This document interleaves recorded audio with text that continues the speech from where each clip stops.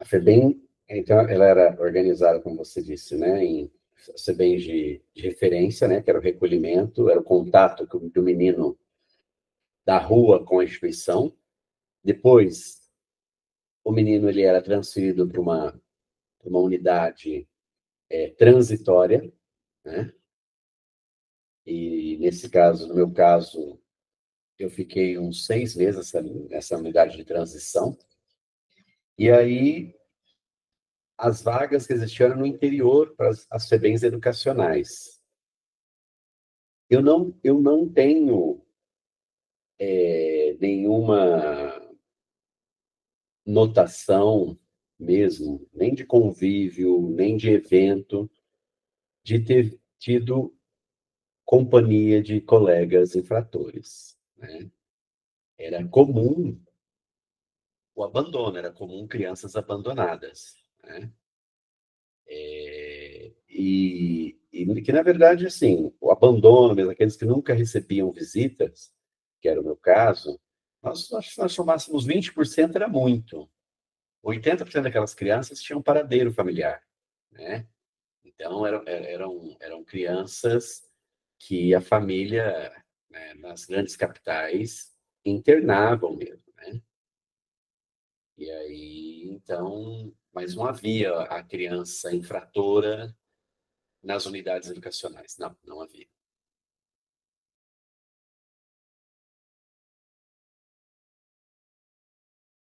Eu coloco isso em duas situações, em dois contextos. O primeiro contexto, sim, é a questão da unidade, a questão da organização de onde eu estive. Ponto. Né?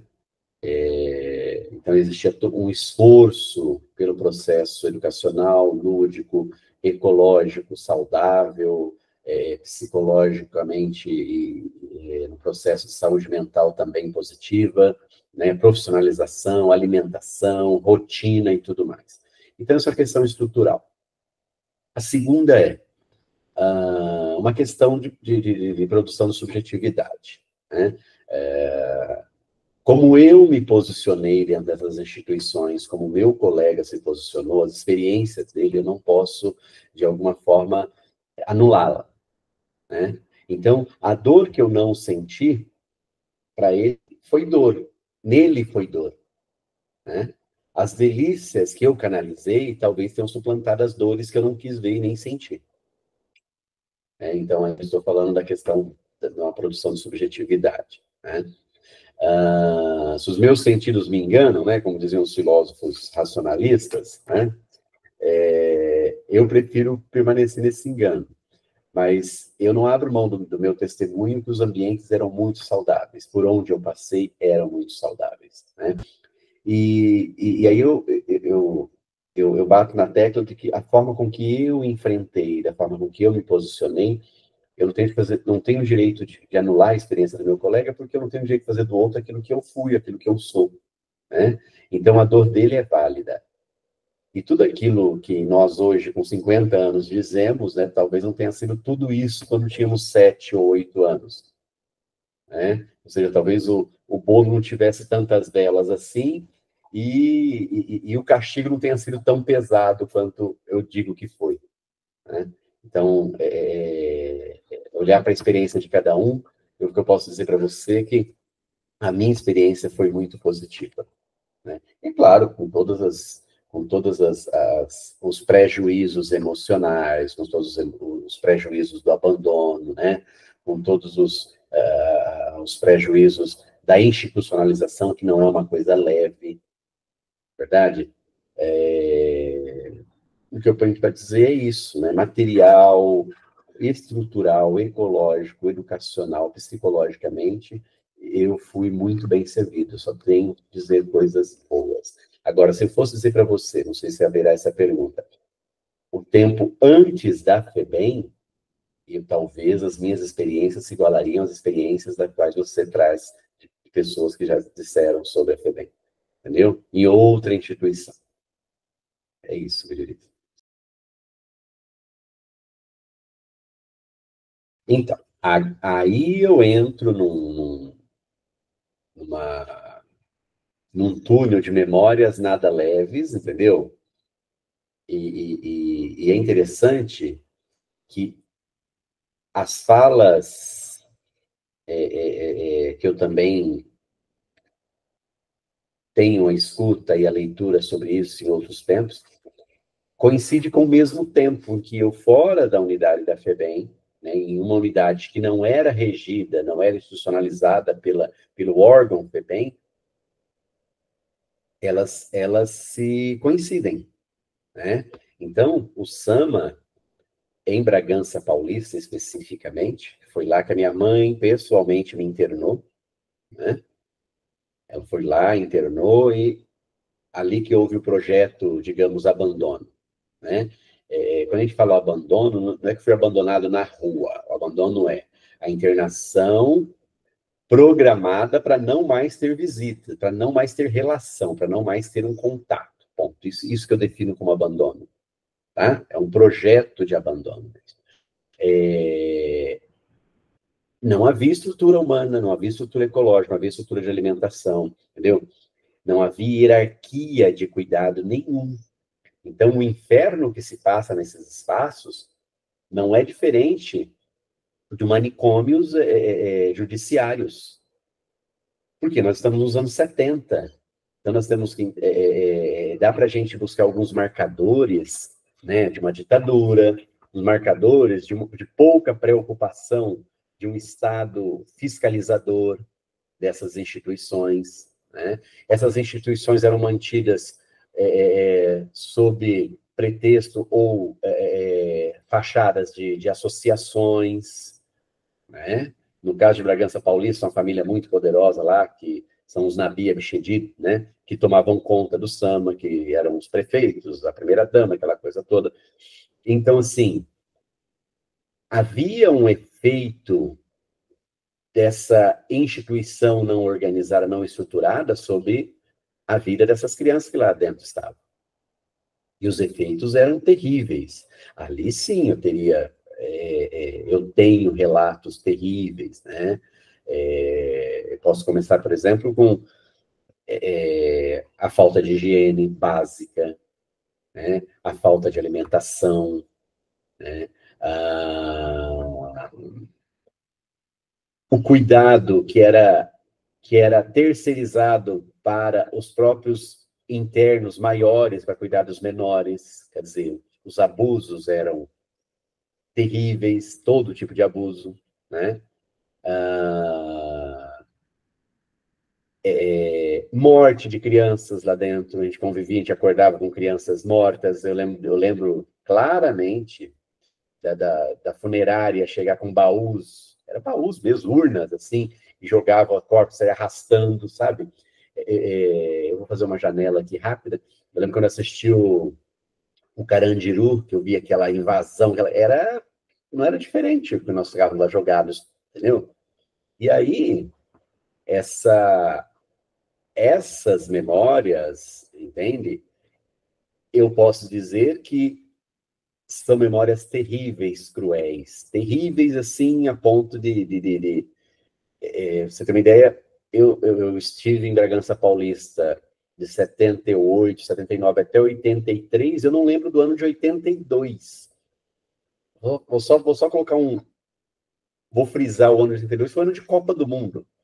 Você imagina você, numa instituição com 800 meninos, bola é o instrumento mais mais comum, é mais comum que cueca. Entendeu? Você não lembrar que teve uma Copa do Mundo, que não teve festejo, é impossível não ter festejo nem no presídio. Entendeu? Quer dizer, eu não lembro do ano de 82. Eu não lembro. Eu lembro do ano de 83 perfeitamente. Eu lembro de tudo de 83, que aí eu saí de Bragança Paulista e fui para onde começou minha saga na instituição FEBEM, né? Mas eu não lembro do ano anterior. Olha que coisa louca. Entendeu? Eu não lembro de um dia do ano anterior. Então, quer dizer, ali tem um apagão, ali tem traumas que eu não consigo relatar. Então, eu percebo isso quando eu vou para análise, eu vou para um autocuidado da saúde mental, né? que ali está minha proteção, né? Por que que apagamos esse ano, né? E aí, quando eu vou para a instituição FEBEM, que pela primeira vez eu vou comer um pão com quase 7 anos de idade, eu nunca tinha pegado um pão na mão, só meu, fosse meu, nunca tinha tomado café da manhã, quer dizer, como é que... eu estou chegando no paraíso, né? Então, qualquer paulada em mim não vai doer, quer dizer, eu anestesio, né? E aí, eu tenho uma situação muito louca, porque na questão do discurso, né? Porque eu não consigo ver coisas ruins de 83 até 93, né? Que é quando eu desinterno em 93. Porque eu acho que o inferno que eu passei foi tamanho que depois eu dava conta, a resiliência brotava, né? E para não deixar os gatilhos virem à tona. Então é isso. Então, assim, o antes de entrar na instituição FEBEM foi terrível. E aí eu faço uma defesa dos discursos dos meus colegas na FEBEM, e aí eu tenho certeza que coincide com o tempo. O tempo que eu estava no SAMA foi o tempo que eles pegaram a FEBEM antes da profissionalização da FEBEM, antes da humanização da FEBEM, que não era FEBEM, era Instituto Agrícola de Menores.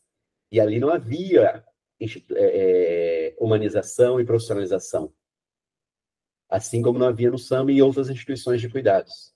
Né? Não havia isso nos hospitais, não havia em asilos, não havia como é que se fala?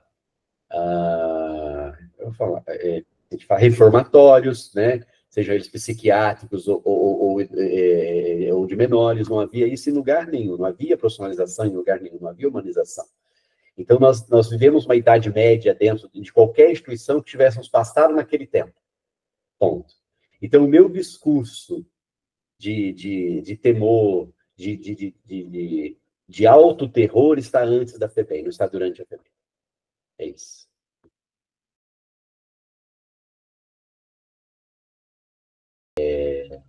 Uma coisa que sempre um quadro que sempre fica muito claro para mim, é exatamente essa moldura que existia sobre os 20% das crianças, aquelas que não recebiam nem visita, né? Essas crianças, elas eram o tempo todo monitoradas para esse fim, para adoção, para ir passear na casa de alguém, era sempre os mais, digamos assim, os mais visados para um cuidado mais próximo, né? E aí, eu tive uma experiência na FEBEM de Lins, desses eventos, de passear na casa de uma família, né? Porque a FEBEM de Lins é uma coisa muito legal. A FEBEM de Lins, ela tinha uma credibilidade com a comunidade local que era uma coisa impressionante. Era um lugar que a cidade queria cada menino que lá dentro estava. Nós éramos bem vistos, mesmo, nós éramos convidados para tudo quanto é festa. Eu vou te contar vou colocar você a par de um fluxo muito simples, muito, muito claro. As datas sazonais, como Dia das Mães, Páscoa, Dia das Crianças, as coisas todas, a comunidade ia para a FEBEM e era autorizada... São claro, 10 horas. Era autorizado... Não, foi o meu computador aqui. Era autorizado a levar o menino para casa, para passar o dia. Então, assim, nós tínhamos uma educação, nós tínhamos um cuidado, nós tínhamos um encaminhamento que não era diferente do que acontecia na rua, do que acontecia na comunidade. Né? Eu me recordo que a FEBEM ela era uma FEBEM rural, ou seja, ficava afastada da cidade, alguns quilômetros, uns 2 ou 3 quilômetros, tal. E era uma fazenda experimental, ou seja, modelo, tinha de tudo lá dentro, né? E eu me recordo que aos finais de semana, o ônibus da FEBEM levava a gente para a praça, para o cinema. E depois nós ficávamos na praça. Nós tínhamos uma mesada semanal que era tirada da produção ali dentro da FEBEM. Então, a criação de porco, colheita de milho, criação do bicho da seda. E aí eu me recordo muito claramente que muitos meninos às vezes se perdiam, né? E aí alguém na cidade, um ilustre desconhecido, todos, não tinha, todos eram simpatizantes da FEBEM. Levava essa criança, ou deixava, ele levava ele para dormir em casa, depois no outro dia entregava, e sem nenhum tipo de risco. Não havia nenhuma luz amarela, é da FEBEM. Não, pelo contrário. Tanto é que nós nem usava a palavra FEBEM, usava patronato. Que eram os meninos do patronato, não era nem orfanato. Então, era uma acolhida da comunidade, a comunidade fazia aquilo funcionar, compreende? Que era impressionante. Eu não estou falando que a comunidade era a comunidade de funcionários, não, era a comunidade em geral. Então, assim, o bispo da região tinha a FEBEM com a menina dos olhos, entendeu? O capitão do tiro de guerra tinha FEBEM com a menina dos olhos, o delegado tinha FEBEM com a menina dos olhos, entendeu? E era uma coisa absurda de acolhimento. Então, um lugar desse, eu digo para você, estou falando da FEBEM de Lins, hoje uma família de classe média alta não consegue proporcionar aos seus filhos, a ecologia que eu tive lá. Ou seja, o sistema que eu tive de alimentação, vestimento, atendimento psicológico, médico, ocupação, formação profissional, encaminhamento, entendeu? Tudo isso. Então, essa coisa da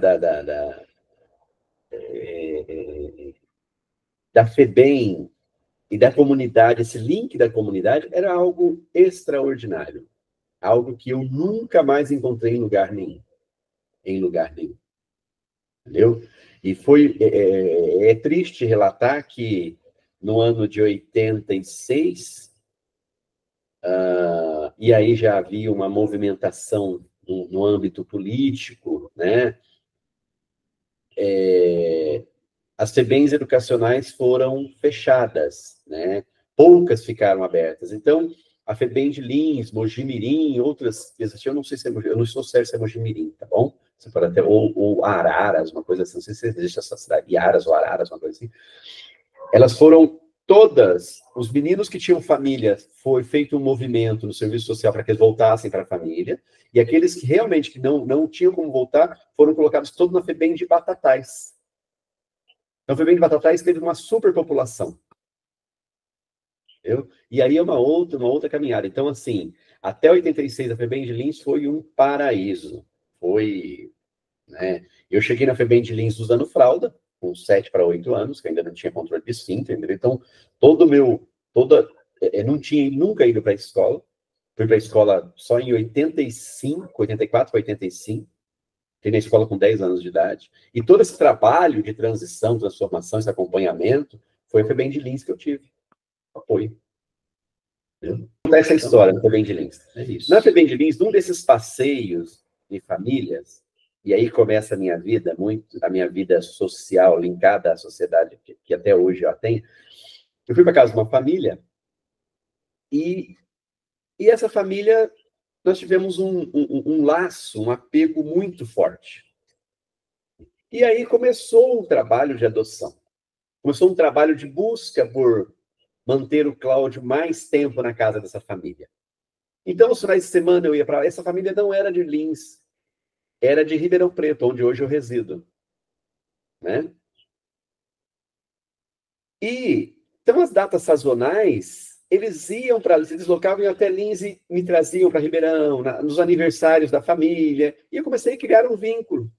Fui criando um vínculo familiar e isso foi amadurecendo. Foi amadurecendo, foi crescendo, né? E nessa convivência, isso começou em 85, né? Nessa convivência, eu soube da história que eles tinham perdido uma criança de leucemia, que tinha a minha idade, e aí eu entendi qual era o meu papel nisso, né? O que estava acontecendo. Tá. A FEBEM de Lins fechou e fui transferido para Batatais, que é uma cidade vizinha aqui de Ribeirão Preto. Então, Lins está a uns 200 e poucos quilômetros, quase 300, e Batatais está a 30 quilômetros daqui. Então, quer dizer, Batatais, na verdade, Ribeirão é satélite para Batatais, né? Cidade satélite, pronto, ou melhor, Batatais, cidade satélite de Ribeirão, todo mundo vem consumir aqui, enfim. A cidade de Ribeirão, 1 milhão, Batatais tem 40 mil, enfim. E aí ficou mais próxima ainda a relação, né?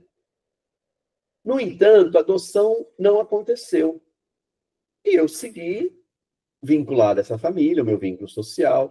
Houve por conta dessa, hoje a gente chama de, né, responsabilidade parental, né, que é muito comum, por conta desse afeto parental, eu tive muita evolução, né, fiz minhas opções como referência nessa família e tudo mais.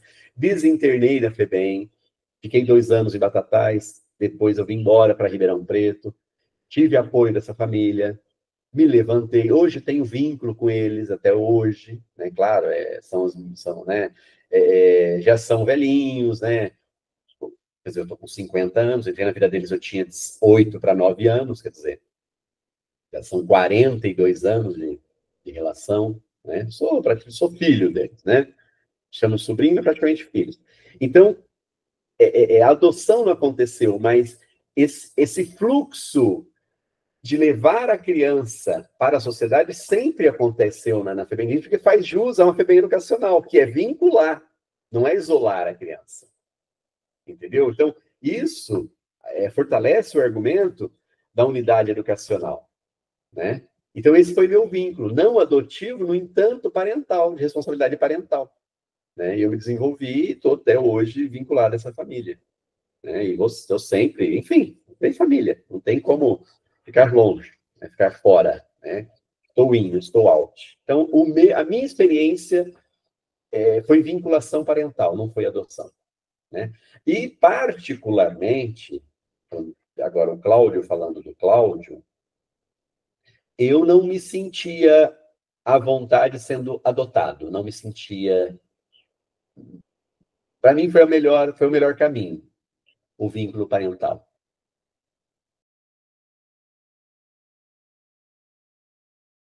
Então, vamos começar de trás para frente, que é melhor. Eu desinternei de Batatais aos 18 anos, em 93. Bom, eu cheguei em Batatais em 86. Então, de 86 a 93, eu fiquei em Batatais. Tá? De 86 eu saí de Lins para Batatais. Então, eu cheguei em Lins em 83. Bom,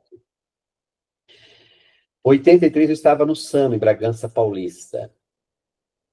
Tá bom? No SAMA, como eu disse para você, eu não lembro do ano de 82. Né? Mas lembro claramente do ano de 81, 80, 79, quando eu estava no SAMA infantil. Porque lá no em Bragança Paulista tinha 2 SAMA.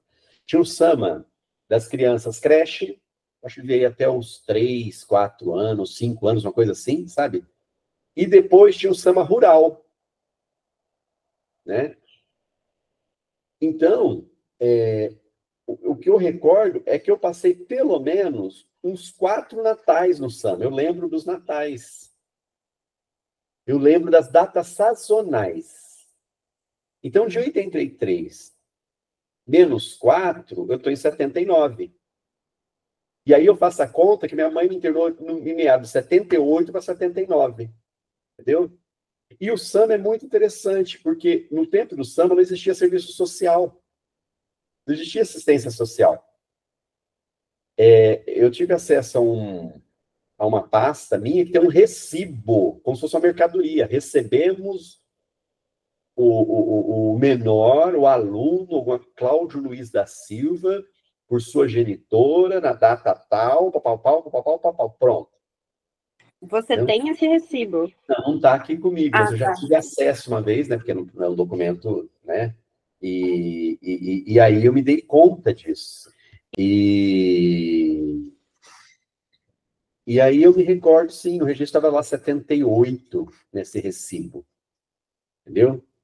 Mas eu tenho alguns eventos pontuais, como Natais, Páscoa, né? Eu lembro exatamente o dia que eu saí do SAMA infantil e fui transferido para o SAMA dos grandões, né? Chamava grandões, né? Rural, né?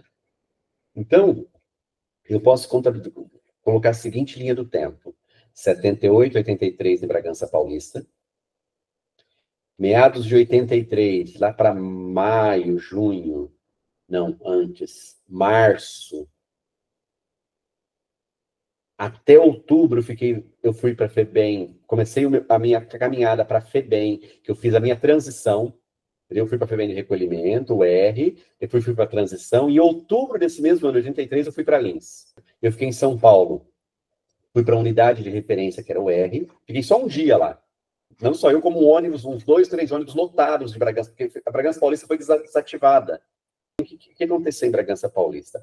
Quando a FEBEM foi estruturada e que ela assumiu o papel educacional, Bragança Paulista foi interditado, invadido. Você tem uma ideia, as famílias Bichedid, que eram os poderes, foram proibidos de entrar na instituição. Entendeu? Houve uma intervenção, o juiz foi mandado para Bragança Paulista para fazer isso. Entendeu? Porque aí houve uma interdição de maus tratos e tudo mais. Tudo foi resolvido, entendeu? Reformaram a FEBEM, desculpa.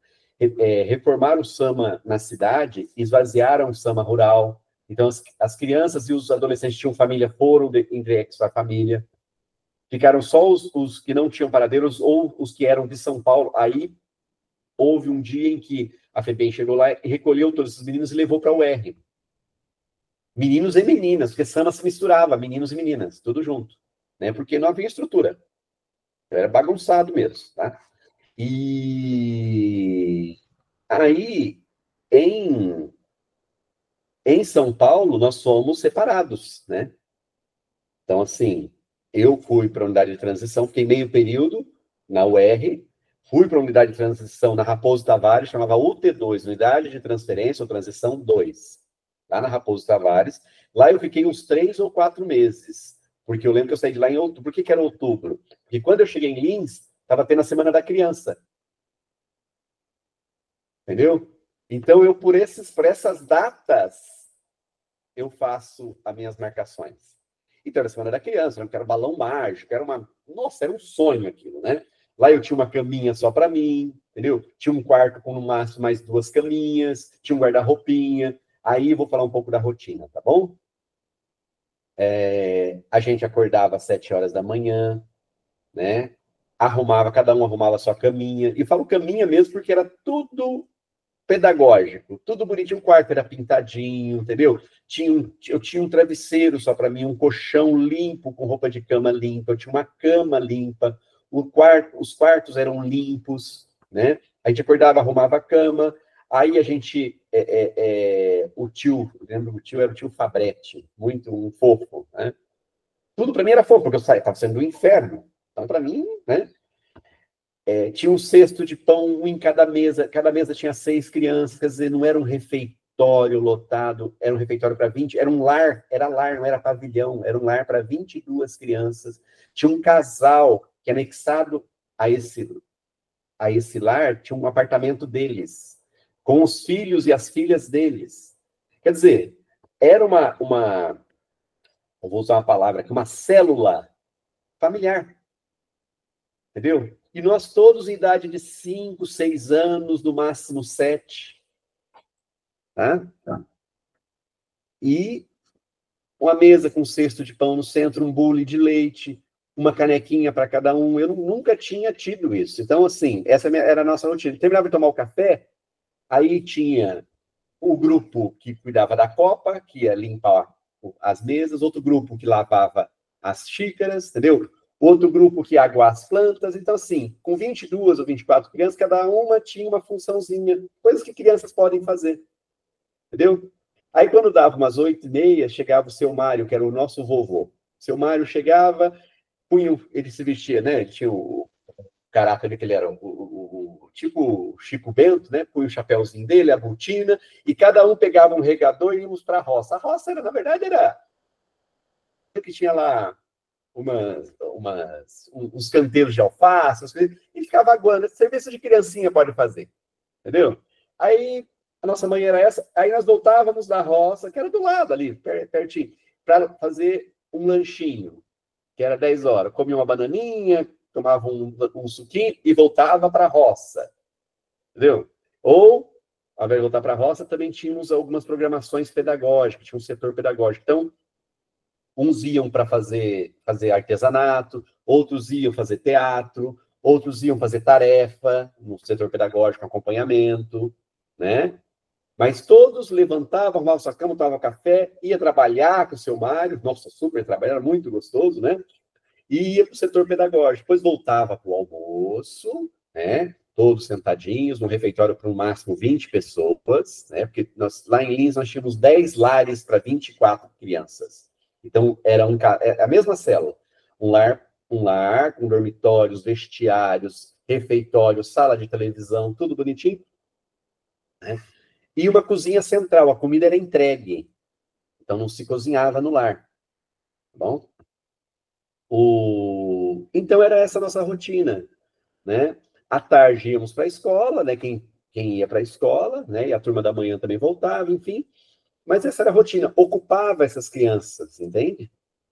E dava a essas crianças uma rotina saudável. Então, tudo isso condiz com o espaço educacional, né? Foi nesse espaço que eu consegui desfraldar aos 7 anos de idade, 7 para 8 anos. Eu não tinha controle, eu e mais alguns não tínhamos controle de esfíncter, ainda mais nós que chegamos de Bragança Paulista, né? Enfim. Então, essa era a rotina. E quando eu vou para Batatais, em 86, não era muito diferente, não. Só que Batatais, ao invés de estar num lar de 22 crianças, estava num lar com 80, porque houve uma superpopulação, entendeu? E é claro que o afeto não chegava. Então, era mais rústico, era aquilo mais embrutecido. Mas não posso dizer para você e jogar isso na vala do maltrato, não posso lançar isso na vala da infração, entendeu? Não trataria da verdade contigo aqui, tá? Era mais embrutecido, não chegava ali, né? E é claro, você não tinha a célula é a mesma, tinha um casal conectado a um lar, né? Mas, poxa, um casal para 80, claro que os exageros aconteciam, entendeu? Eu costumo dizer assim, os agudos, né? E tivemos alguns momentos tristes, né? E eu proponho de forma muito tranquila, e não é nenhuma defesa, faço uma proposta discursiva que é pela estafa, pelo estresse e tudo mais, né? Em Batatais nós perdemos o lado lúdico das coisas que eram exagerados e obrigatórios, em Lins lá já não existia mais. Então, em Batatais eu me transformei em adolescente com 10 anos, vamos dizer assim, para ficar no meio de 80, né? Imagina 11 lares com 80 crianças. Né? Então já não eram quartos de 3 camas, era um único dormitório. Então aquela visão de refeitórios grandes, dormitórios, sabe, tudo, digamos assim, endureceu a paisagem, né? Em alguns momentos, alguns exageros, mesmo porque Batatais ainda era uma instituição que não tinha sido humanizada. E aí, ela estava passando por um processo de humanização. E nós chegamos nesse momento. E nesse momento, nós chegamos no momento que a direção, a gestão era por conta do Dr. Ellison Vieira. O Ellison foi um cara, eu falo cara, mas eu tenho o maior carinho e respeito por ele. Que ele abraçou a humanização. Então, ele teve que fazer todo um processo de raspagem da cultura militar de dentro dessa instituição, né? O Ellison chegou lá e nós chegamos, testemunhamos. Cada lar tinha uma cela, cadeia. Não era uma salinha, era uma cela, com grade, entendeu? Com porta dupla, sabe? Com banheiro e jogava comida por baixo. Então o menino dava algum problema, ele caía na porrada. Vou falar, abrir, tá bom, não era surra, não era porrada, entendeu? Com mangueira, sabe a correia de motor de Fusca, aquelas borrachas?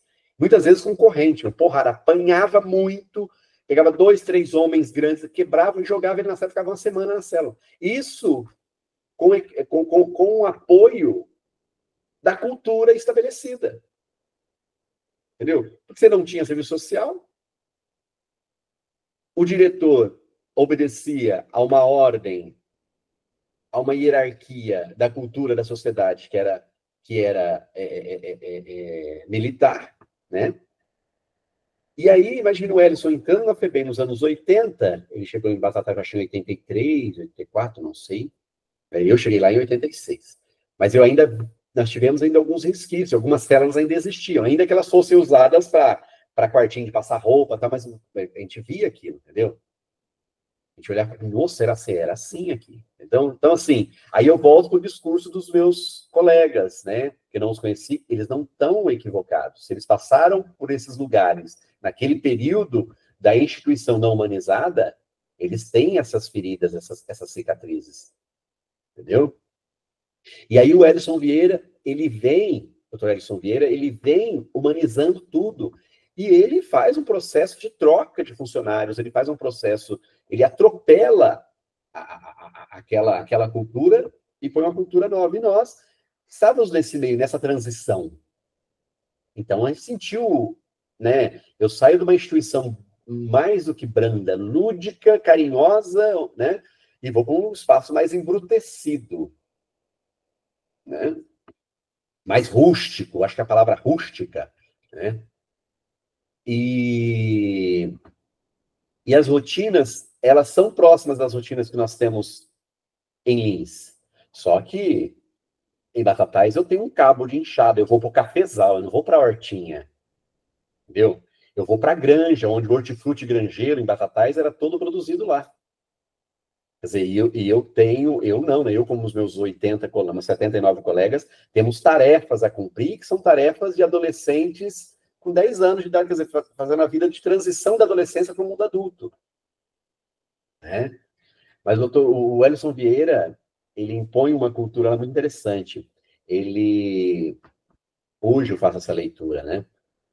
Ele consegue organizar a FEBEM de Batatais em cima de 3 eixos: administrativo, técnico e pedagógico. Na questão administrativa, ele gere os recursos que a FEBEM tem e o funcionalismo. E ele é implacável nisso.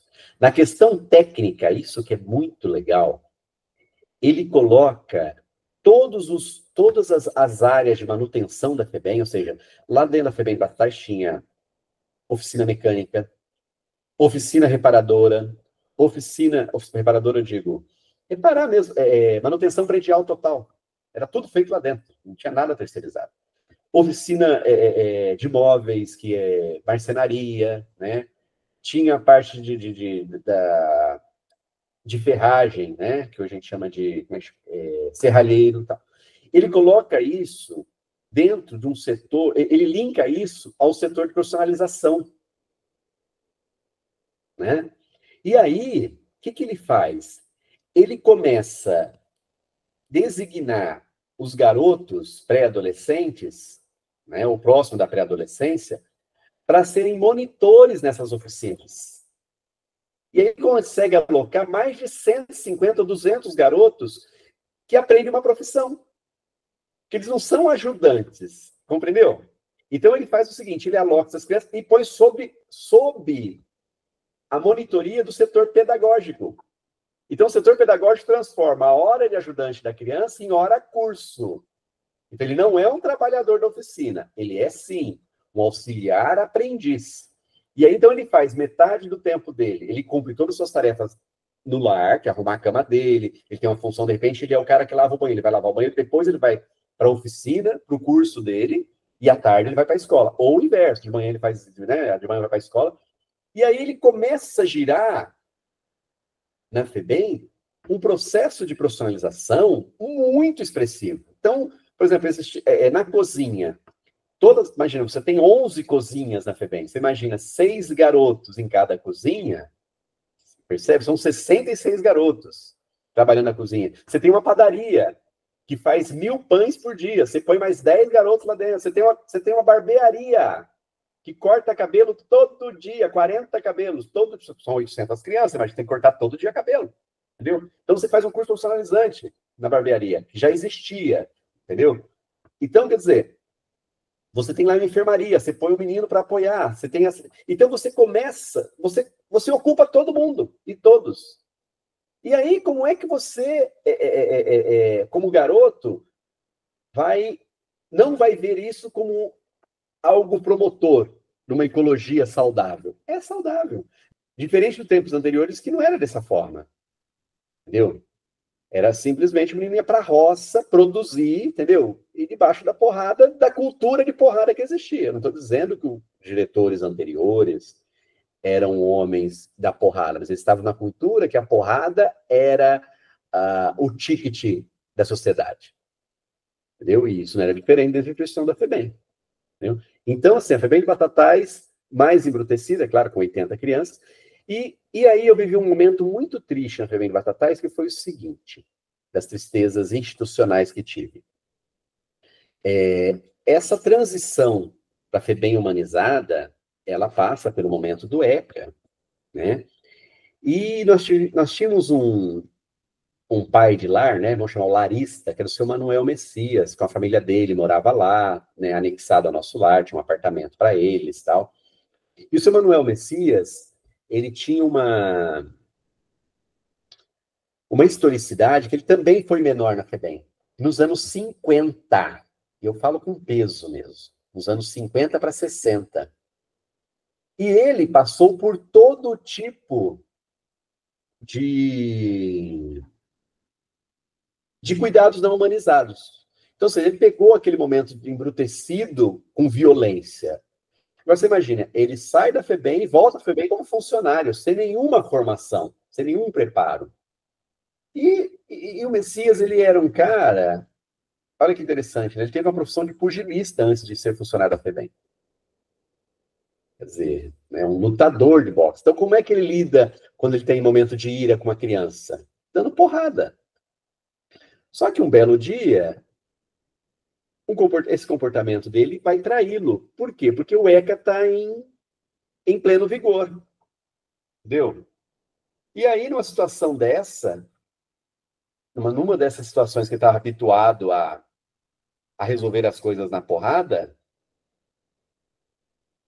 ele é denunciado por uma criança, entendeu? Super consciente, e a polícia tira ele lá de dentro algemado. Foi a pior coisa do mundo. E a família foi despejada dentro da FEBEM pelo juiz da época, entendeu? Que tinha 24 horas para sair de lá, né? Porque o ECA foi cumprido. Ele serviu de bode expiatório.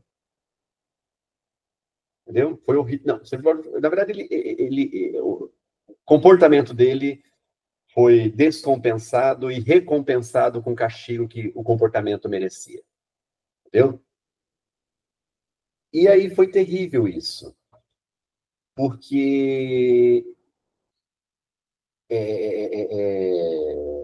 nessa época o doutor Ellison já não estava mais na FEBEM. E foi um agudo que o doutor Ellison não conseguiu, na verdade não alcançou. Né? O Messias foi um dos últimos embrutecidos do tempo do militarismo que permaneceu lá, e o erro dele foi castigado. Ele perdeu 27 anos de trabalho, foi condenado, foi terrível, foi, né? Mas o ECA foi cumprido, né? E é isso, e aí isso foi no ano de 92, 91, foi 91. Eu desinternei em 93, né? E aí a FEBEM de Batatais passou por um processo também de encerramento, porque a nova ordem do ECA, né, estabelecida sob o ECA, os direitos da criança e do adolescente, estava voltada para colocar toda a energia na Fundação Casa, né, que estava começando a surgir lá. Então, as FEBEMs, como a de Batatais, né, vou chamar educacionais, começaram a ser desligadas, os funcionários foram realocados para a Fundação Casa, que existia, né, nas regiões, e ela foi minguando, né? E depois teve um processo lá, e aí já não participou da minha vida, mas eu, quanto cidadão, não mais estava na FEBEM, que uma unidade, uma instituição religiosa lá, tradicional, ocupou o espaço para criar um convívio, aí já não acompanhei isso, né? De forma muito clara. Tá? E foi isso, aí foi o fim da FEBEM, eu já não estava mais lá na FEBEM, não. Né? Mas foi isso.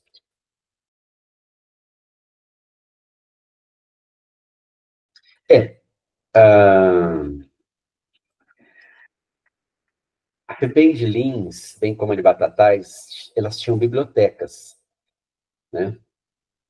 E eu nunca fui um cara muito forte, assim, eu sempre fui um moleque mais franzino, né? Nunca fui um cara de impacto físico. Então, eu sempre fui direcionado para trabalhos assim, cozinha, né? Tenho histórias incríveis na cozinha, fiquei na cozinha mais de 10 anos, né? Na cozinha eu já vi de tudo, tem histórias, na cozinha eu já vi uma cozinheira morrer na cozinha por uma explosão de panela de pressão, né?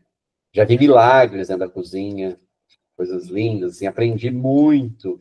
E tem uma pessoa que me marcou muito na cozinha, que era o seu João de Novaes. O João de Novaes, era, claro, eu era uma criança de 9 anos, né, pequenininho, o seu João de Novaes tinha 2,10 m, então para mim ele era um gigante, né? E todo dia de manhã ele chegava com uma frase, né, de efeito, com um versículo bíblico, e ele tinha um carinho para a gente, abraçava, ajudava, sabe aquele cara que dava...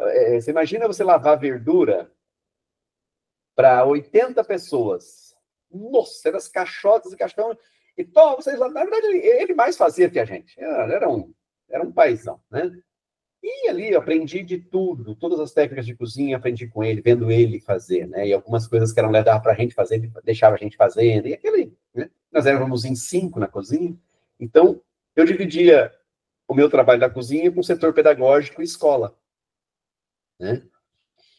E aí nós éramos uma média de uns 8, 12, na FEBEM inteira, em Batatais, de 800, uns 12, que a gente lia muito. E criava-se uma competição, entendeu?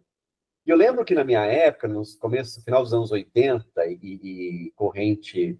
No final não, anos 80 todo. Anos 80 todo. A coleção Vagalume era uma coleção de livros infanto-juvenil. Nossa, maravilhosa, né? Meu, aquilo, esse grupo dos 12 era uma loucura, ver quem lia tudo, sabe? E aí eu já estava na 4ª série, eu já tinha domínio da leitura, e eu li toda a coleção Vagalume em menos de um ano, entendeu? E aí na 5ª série eu comecei a ler livros mais conceituais, hoje eu digo, né? E dos 16 aos 18 eu li toda a coleção Os Pensadores, de filosofia. E eu não tinha dúvida que eu queria fazer filosofia. Foi a minha primeira opção e única. Entendeu? Fui fazer filosofia, gostei muito, já gostava de filosofia, encontrei no curso o que eu queria, né? Encontrei o que eu não sabia, encontrei o que eu queria. Fui para a sala de aula, estou na sala de aula desde 98, vai fazer 30 anos agora, também junto com a minha formação, vai fazer 30 anos que eu estou formado em filosofia. No decorrer da carreira, fiz pedagogia, né? Porque o mundo do professor de filosofia é muito reduzido em questão de trabalho, né? E aí a pedagogia me abre um leque maior, então consegui completar minha carga, né, para a questão de sobrevivência. O professor tem que ser mágico, senão passa mal, né? E foi a leitura, sim, foi a leitura que me colocou num centro de onde eu pudesse partir todo dia, né? Porque o meu perfil é de uma criança solitária, entende? De uma criança mais recolhida, sempre foi, né? Hoje de um adulto também, né? A minha solitude me é desejável, né? E esse perfil me levou para a filosofia e me encontrei na filosofia muito bem nisso, sabe? Então a leitura me fez, não tenho dúvida nenhuma. Tudo que eu faço, tudo que eu sei foi através dos livros, foi lendo. Não sei fazer mais nada, não sei, eu só sei ler e escrever. Não faço mais nada. Só isso que eu sei fazer.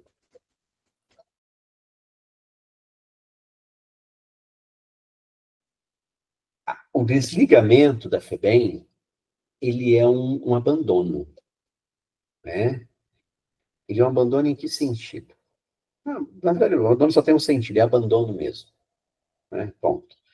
Ele é um abandono porque a estrutura que se usava para isso, a estratégia, ela era brutal. Então, assim, recolher-se as coisas, eu me recordo disso. Eu cheguei do meu trabalho Isso é legal falar também. Eu prestei um concurso na Caixa Federal com 16 anos, 15 para 16 anos, e passei no concurso. E aí, houve toda uma movimentação para eu assumir esse cargo.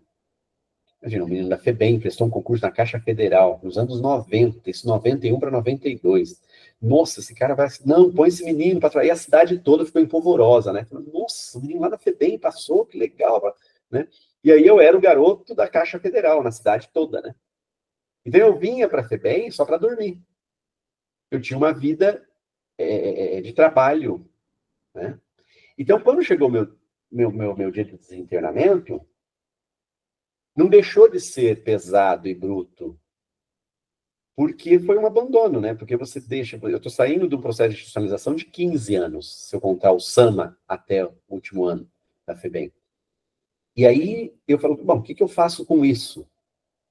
Não é o que eu vou fazer com o que vem, o que eu faço com isso tudo? E aí eu sou colocado, eu recolho minha trouxinha, ponho uma perua e sou levado para uma pensão, lá na cidade mesmo. Eu não tenho tempo de planejar a minha saída. Entendeu? E é claro que eu compreendo que eu tenho uma estrutura ecológica e tal vantajosa no sentido, não é que eu sou melhor do que os outros, é que parece que me dá ferramentas para enfrentar a sociedade, né? Ou seja, eu não estou de mãos livres, eu não estou indo desarmado, né? Eu tenho um trabalho, eu tenho uma inserção social, eu tenho uma referência de família aqui em Ribeirão Preto, né? Lembra da família que eu te falei? Mas ainda assim é um abandono. Porque eu não sei eu não sabia que tinha que pagar água, eu não sabia que tinha que pagar luz, eu não sabia a gestão de uma casa, a gestão de uma vida. Eu nunca paguei nada na FEBEM. Eu nunca fui me cobrado, esse tênis está chegando aqui porque você foi lá, você trabalhou lá na roça, então nós trocamos suas horas por 2 R's e cada R vale um par de tênis. Então o primeiro par está aqui, o outro R nós vamos dar para você em uma calça. Ainda que a calça e o tênis viesse de São Paulo, fosse entregue pela FEBEM mesmo, entendeu? Eu nunca soube o valor das coisas materiais. Isso é uma deseducação. E quando eu caio na sociedade, é terrível. É um horror. É um horror. Entendeu? Porque eu não tenho essa educação. Então eu vou ter problemas, assim, de relacionamento, vou ter problemas de depressão, entendeu? Eu vou abandonar meu emprego, entende? E aí, depois eu saio da depressão, eu vou assumir um outro concurso que eu tinha prestado, eu estava na fila de espera, mas já tive uma porrada de prejuízos sociais. Então, às vezes, eu vou ter muitos prejuízos sociais, porque a institucionalização não dá conta de formar um ser. Ponto. É terrível. Eu costumo dizer que foi o segundo abandono, pela segunda vez abandonado ao sair do café. É terrível. É horrível. É horrível. Entendeu? E aí, quando eu encontro um núcleo, quando eu encontro um centro, bom, vamos por aqui. Aí eu vou embora, vou me formar, vou para cima, né? Levando em conta também que eu não tinha terminado o ensino médio, né, na FEBEM. Né? Isso que é muito louco, eu não tinha terminado o ensino médio, prestei um concurso na Caixa, assumi ele, tudo muito, sabe, viciado em superação, sabe? Um overcome, como diz o outro. Né? Total.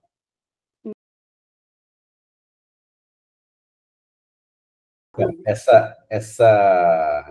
como se diz, esse estigma, vamos falar de estigmatização, ele existe, ele estava muito forte naquele momento, porque você tem uns anos 90 de muita manchete das FEBEMs de transição. Então, o que é o ex-FEBEM? Não tem diferença do ex-presidiário. Entendeu? Não tem diferença. E aí, o imaginário social encharcado dessas imagens, ele vai, sim, quando ele encontra uma referência em alguém, ele vai colocar aquilo como estigma. Claro que eu tenho isso. Então, mas isso é coisa que eu precisei me revirar, me dar conta. Já tive, hoje, na minha maturidade, eu percebo que eu perdi empregos por conta disso, entendeu? eu tive dificuldades de relações por conta disso, né? Que até hoje ainda tenho, né? E tá tudo bem, vamos embora, toca o barco. Então, buscar ferramentas e lugares, né? Quando eu falo assim, o meu lugar de fala, onde eu possa ser isso, porque eu não vou deixar de ser institucionalizado. Não existe desinstitucionalização, entende? Não, você vai ter que lidar com isso, com, com os aquilos que vão chegar, né? Vou criar as minhas castas, né? Ou as minhas cascas também, né? Castas não, desculpa, minhas cascas, minhas couraças, é isso que eu vou dizer, melhor dizendo, né? E a, a sublimação é meu caminho, né? Estudar bastante, buscar sempre uma colocação, né? Ter sempre alguma coisa além daquilo que eu estou tendo, né? Para conseguir se manter nessa sociedade maluca, né? Louca, né? E não é fácil. E eu faço parte dela também, sou outro louco, sou outro maluco, e vamos tocar no barco. Tá tudo bem, né? Não, tá tudo bem, né? No sentido de que eu aprovo e que eu acho leve estar no alvo do estigma. Não, tá tudo bem. Como eu estou lidando com isso. Tá? Não é o que fazem de mim, é o que eu faço com o que fazem de mim que me interessa. Entendeu? Só isso que me interessa.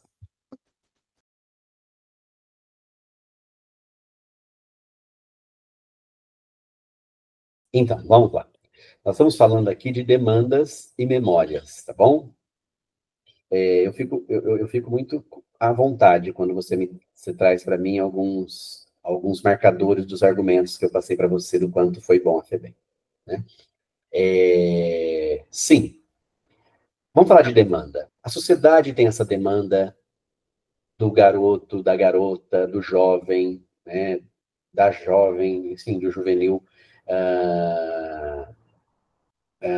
penal, criminalizado, ou, né? Criminoso, enfim, fora da lei, infrator. Deixa eu resumir, infrator. É uma demanda. Tem essa demanda, a gente não pode fazer de conta que não existe. Ponto.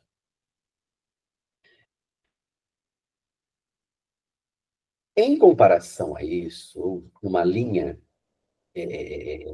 numa linearidade, nós temos também a memória de boas experiências, como foi as FEBEMs educacionais. Né? Essas memórias não são suficientes para suplantar o que se faz hoje para dar conta das demandas infratoras.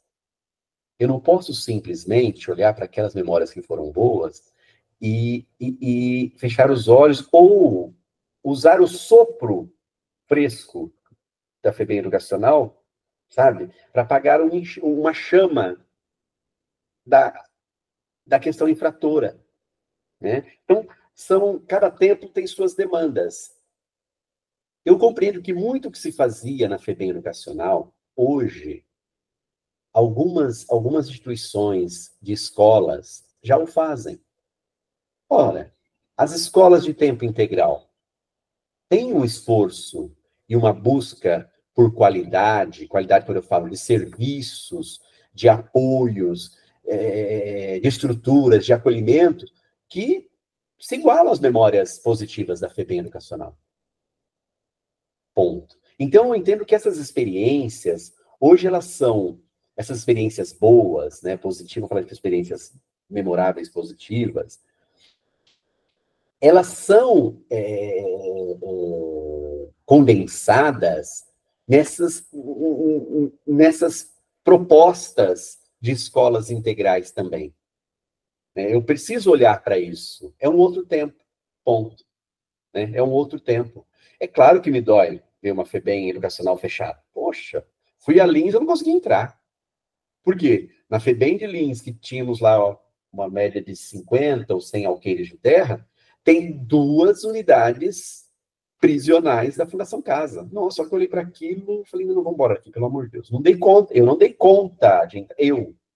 Então, assim, eu não consegui trabalhar em mim aquilo. Fui a Batatais, idem. Eu não dei conta. Mas cada tempo tem suas demandas. Tá? E essas demandas precisam receber respostas distintas a seu tempo. Compreende? Então, se eu for fazer um levantamento hoje nas escolas de tempo integral, nos CAICs, né, que acolhem crianças abandonadas, né, que acolhem crianças com problemas familiares, nós temos experiências positivas lá que se igualam às memórias positivas das antigas FEBEMs educacionais. Né? E temos também hoje, o que naquela época da FEBEM educacional eram pouquíssimos, nós temos um judiciário atuante, muito mais atuante. Em Ribeirão Preto tem o Judiciário de Infância e Juventude, cara, os caras atuam de forma, impressionante. Entendeu? De forma positiva, no sentido, assim, muito bom. Não é positivismo, não, muito, sabe? Faz de tudo pelo interesse da criança. Entende? E eu faço questão de citar o Dr. Paulo Gentili. O Dr. Paulo Gentili me conheceu, eu era garoto na FEBEM. Ele está até hoje. Entendeu? Ele está até hoje na Vara da Infância e Juventude e ele é um intelectual orgânico. Ele não é um cara de gabinete. Entendeu? Ele é um cara de chão de fábrica. Ele está lá, ele faz, acontece, ele corre atrás de recursos. Percebe? Então, volto a dizer, memórias e demandas. Memórias do passado foram boas, mas nós temos demandas do presente que fazem... Nós precisamos ver com bons olhos também. Está acontecendo. É claro que eu fico triste em não conseguir repetir as memórias que eu tive com outras crianças, mas elas não estão de todas apagadas na atuação de hoje em dia. Né? Levando em conta que hoje não há uma instituição sem serviço social, nem pode existir. Não há uma instituição sem pedagogo e pedagoga, também não pode existir. Não há hoje uma instituição sem psicóloga ou psicóloga, também não pode existir. Entendeu? Quer dizer, a minha época... E uma época, eu comecei a ter acesso a isso, eu não tinha isso. Então, eu não vejo de todo uma derrocata não, do sistema. Eu prefiro ver com os bons olhos. E é claro, vamos para a geografia do caldeirão, né, onde a coisa explode, como você disse, Raposo Tavares, como é que é outro lá? Imigrantes, Tatuapé. Isso, Complexo Tatuapé. Ali, veja bem, eles estão recepcionando uma demanda de uma cidade com 22 milhões de habitantes.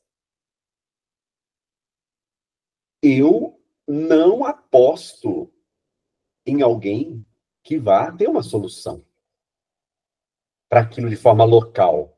Não. E eu tenho certeza que está todo mundo se esforçando, tentando fazer o melhor ali. Mas o que fica evidente, o que se imprime, nunca é a melhor imagem. Nunca é a melhor imagem. Mas eu prefiro e preciso acreditar que há uma legitimidade do bom ato naquilo. Tá bom? Da integridade. Eu preciso acreditar. E é claro que é um ponto nefrálgico da demanda social. Entendeu? Eu não posso negar. Ali arde em chamas.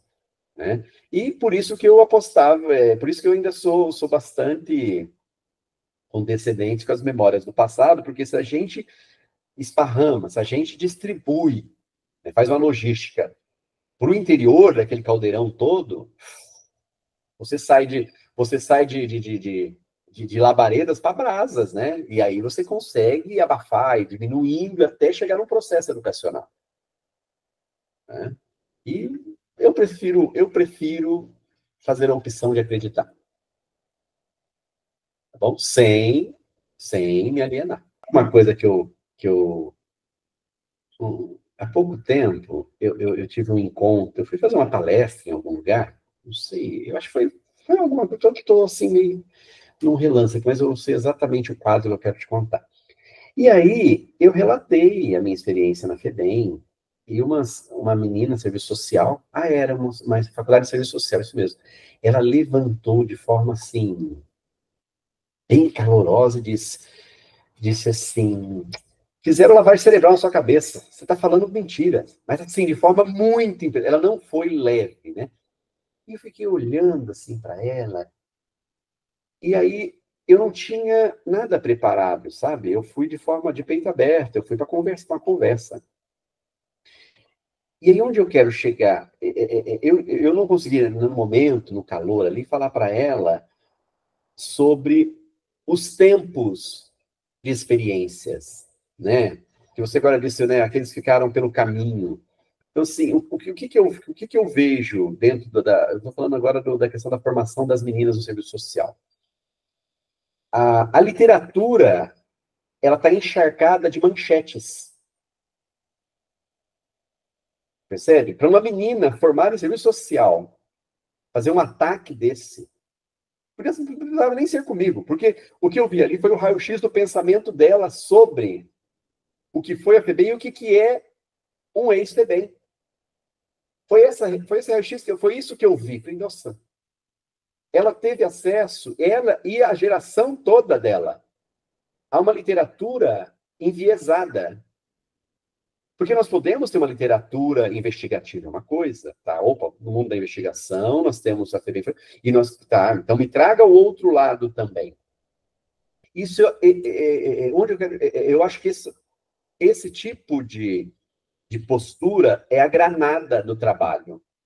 Por que é a granada?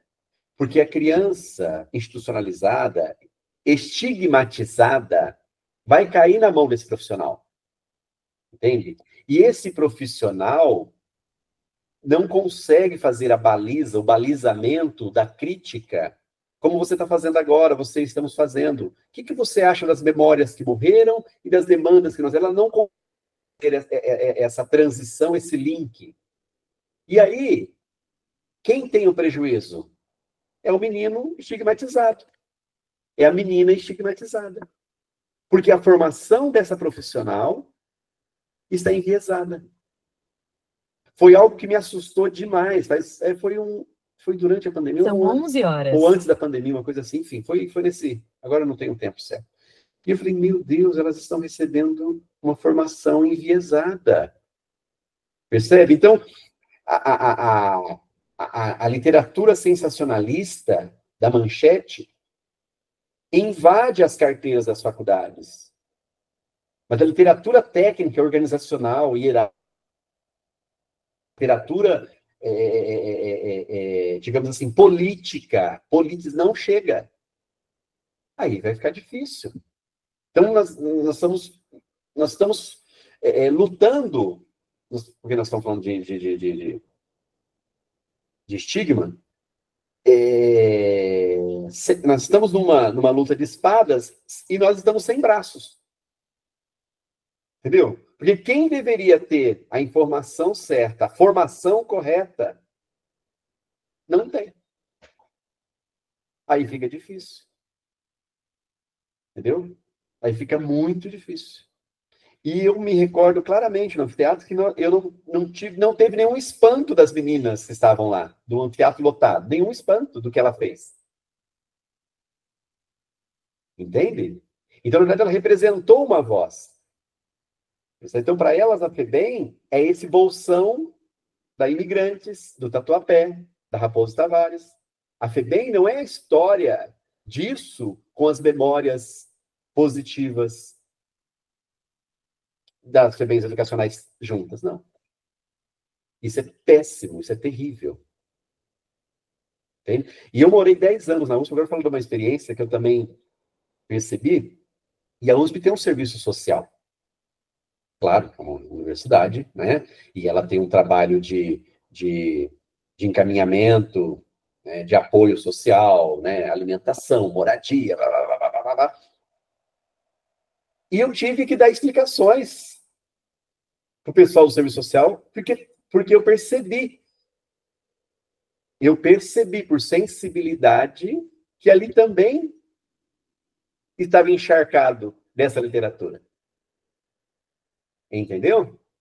E na minha vivência, 10 anos dentro da USP, morando lá, mas né, o pessoal fala, Claudinho, você já é um patrimônio da universidade. Já sou mesmo, né? Eles foram perdendo o estigma. Não é possível, esse cara. Eles duvidavam que eu era da FEBEM. Por quê? Porque não era no Cláudio que estava o problema, estava na leitura que eles fizeram das coisas. E é claro, se eu faço uma leitura de uma FEBEM, dentro dos complexos que nós citamos, Raposo Tavares, Tatuapé e imigrantes, claro, o que eu vou pensar? Qual é a matéria de ser humano que sai dali? Agora, se eu faço uma leitura global e compreendo os níveis, né, de existência da FEBEM, eu falo, não, calma aí. Ele veio de outro espaço, ele veio do espaço educacional. Entendeu? Mas eu tive ali que, de certa forma, pisar em ovos. Porque era velado o estigma. Bom, eu estou falando da minha experiência, tá? Eu acho que eu até fugi da conversa. Né? Hoje eu tenho assim uma autorresponsabilidade, né? A, a institucionalização, ela é uma roupa que você veste por baixo da pele. Então, não dá para você se livrar dela. Né? E é bom você mantê-la bem passada, não amarrotada, né? E apesar da sua pele, não importa a cor dela, as pessoas vão enxergar a sua roupa. Né? E o que eu me vejo é que eu nunca consigo me livrar dessa roupa e já entendi que não há necessidade disso. Né? E aí eu vou às festas com a mesma roupa, eu vou à luta com as mesmas roupas, eu vou à escola com a mesma roupa, entende? Eu fico em casa com a mesma roupa, eu vou nos meus relacionamentos com a mesma roupa. Por quê? Porque o inferno está na tentativa de livramento.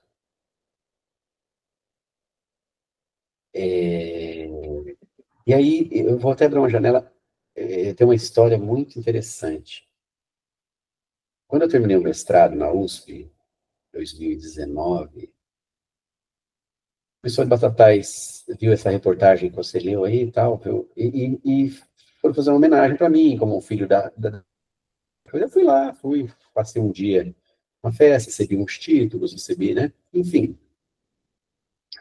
E aí eu revi um amigo de muito, assim, do tempo de Batatais, fazia uns 20, mais, quase 30 anos que eu não via. Faz 30 anos, né? 30 anos que eu não via. E, cara, como é que você tá aí, papapá, Pepe, e seu irmão, o fulano? Aí me puxou do canto, ele morreu. Você tá brincando? Sério, bicho? Putz, que triste e tal. E aí, naquele consolo, aquela conversa, ele falou, eu precisava te contar uma coisa, Cláudio. Eu falei, o que foi? Olha, minto, Batatais não tinha visto, as reportagens não tinham ido ao ar ainda, ninguém tinha me procurado. Na verdade, me procuraram fazer uma reportagem comigo e eu fiquei de dar uma resposta, porque eu não sabia o que eu ia dizer em reportagem. E eu não gosto dessa coisa do overcome, não é comigo, essa coisa de, isso superou. Não, não. Isso só contribui para o estigma, entendeu? Não, não é isso. Não, aí continuando. Aí ele falou assim, olha, o meu irmão, nós fomos no enterro dele, e estava havendo um problema no enterro. Eu falei, o que foi? Estava esperando uma pessoa chegar para depois enterrar. E ficamos lá 5 horas, 6 horas, 7, deu 8 horas da noite, o pessoal falou, precisamos enterrar, não podemos mais ficar aqui. E aí eu cheguei perto da esposa, falei, quem vocês estão esperando? Falei, a mãe dele que vai... Como mãe dele? Não, não entendi. Pô, ele falou que a mãe dele mora no sul, que ela vai vir. Não, ele não tem mãe. Aí eu me toquei, Cláudio, que ele não tinha falado para ela que ele tinha sido da FEBEM. Nunca falou para ela, porque o sogro já não queria ele casado com ela, porque ele era preto. Se dissesse, então, que era da FEBEM, naquele momento, eu, Cláudio, falei, eu sei o que eu vou fazer com as minhas reportagens. Eu vou falar sobre a FEBEM que ninguém conhece. Entendeu? Então, como que eu me vejo hoje? Eu me vejo assim, não é tentar mudar as cabeças das pessoas sobre estigmas, mas colocar elas no lugar de onde está vindo esses estigmas. Entender que não foram elas que criaram isso. Entendeu? E que elas não fazem ideia do que elas estão falando, que elas estão dizendo. Sabe? Então, um preconceituoso, um estigmatizador, nada mais é do que um sujeito ignorante, um alienado. Eu tenho experiência, eu tenho experiência sobre a minha pele, né, que é a minha roupa institucional, sobre a minha pele, que são os olhares, e tem marcadores e profissionais, né, da área de serviço social, e essa história que me moveu demais a dar entrevistas, a criar um radar, né, que eu pudesse ecoar o que foi a FEBEM. Então, eu me vejo assim, sabe, em contrário a essa ignorância, a essa alienação, assim que eu me vejo, né? Eu não tenho compromisso nenhum em superar nada, eu não tenho compromisso nenhum em ser o maioral, nada, mas, bicho, a vida para mim já está ótima, está excelente, entendeu? De onde um cara que entrou na escola com 10 anos de idade, está próximo, estou há alguns meses de ter um título de doutor pela Universidade de São Paulo, a maior universidade do mundo, entendeu? Sou mestre em saúde mental, estou terminando, estou quase para aposentar em sala de aula. Hoje trabalho com crianças autistas, né? Quer dizer, percorri o caminho da sobrevivência,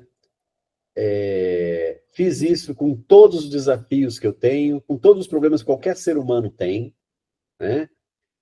Bati o tanto que eu apanhei, fugi quando foi preciso fugir, né? Reagi quando foi preciso reagir, ataquei quando foi preciso atacar, né? Mas eu não me vejo como algoz de ninguém, não me vejo como vítima de ninguém, não acho que ninguém foi vítima minha, e tá tudo certo, entendeu? Tá tudo certo desde que eu nunca deixe de dizer a história que eu tive, e a história é essa, e foi essa. Tá? A FEBEM foi educacional, e a FEBEM foi responsável por aquilo que eu sou até hoje. Eu sou Cláudio Luiz da Silva, eu tenho o maior orgulho de ter sido aluno, estudante da unidade educacional da FEBEM, Batatais e Lins. É isso.